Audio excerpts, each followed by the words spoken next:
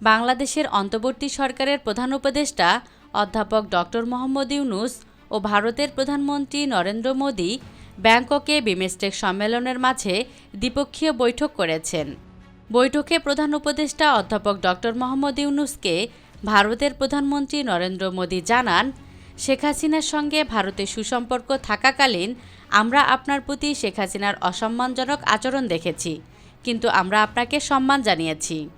নরেন্দ্র মোদি বলেন, ভারত বাংলাদেশের কোনো নির্দিষ্ট রাজনৈতিক দলকে সমর্থন করে না, আমাদের সম্পর্ক জনগণের সঙ্গেই। বৈঠকে ডক্টর ইউনূস মোদির সাথে কথা বলেছেন শেখ হাসিনাকে ফিরিয়ে আনা প্রসঙ্গে। সেই সাথে কথা বলেছেন সীমান্ত হত্যা, গঙ্গা চুক্তি নবায়ন এবং তিস্তা নদীর পানি বণ্টন নিয়েও।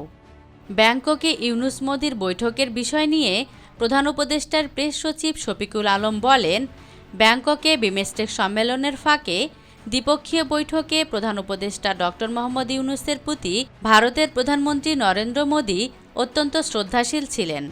বৈঠকে অধ্যাপক ইউনূসের কাজের প্রশংসা করেন নরেন্দ্র মোদি। তিনি আরও জানান, শেখ হাসিনার প্রত্যর্পণ ইস্যু উত্থাপনের সময়ও ইতিবাচক ছিলেন মোদি, তাই তিনি বিশ্বাস করেন হাসিনার বিচার দেখতে পাবেন এই বাংলার মাটিতেই।